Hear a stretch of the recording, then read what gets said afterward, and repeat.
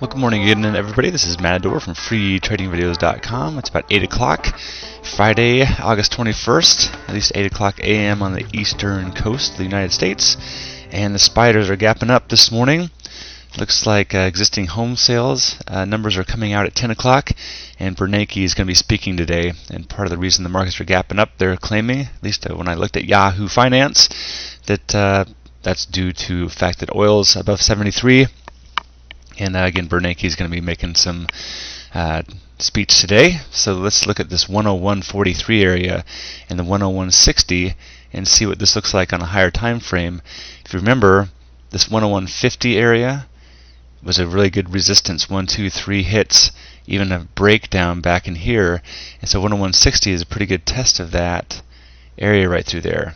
Right, I could drop a line right on top of that one almost, and we're sort of selling off now just a little bit back to the 101.45, 101.50 area, and so we're actually hovering right around in here, and so we'll have to see how we can chew through that and make sure that if we do, that I'm being very careful about how I trade long into 102. And again, just using the S&P 500 tracking index so I can get some volume prints on here. Very, very good to do that. Plus, it doesn't move as much. And if you decide to trade this, make sure you always lighten up your shares. If you're going to trade the broad markets, if you're going to trade individual stocks, do size, money management, position trading, all that. Make sure that all those things line up before you pull the trigger on a trade, and you know what you're going to risk before you do on each trade, with good protective stops.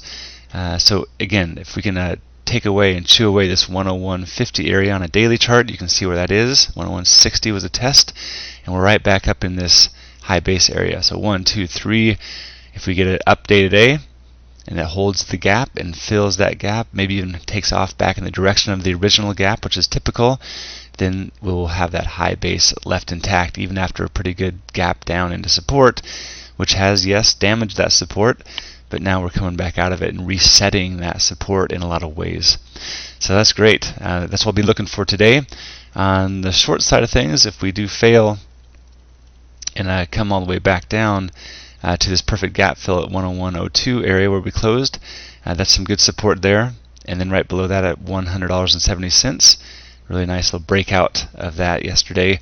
And below that, I would say right through, that's a toughie actually. There's a couple of them. I would say 101.50 or $100.50, that half round number where we had a little test, and all the way back down to $100 mark. So those are some supports on the way back down, resistance on the way back up, and it's a great way to layer all of your work going forward if you choose to trade individual stocks on top of this. So great stuff. Great week, everybody. It's been fun working with you, and I'll be talking to you around noon.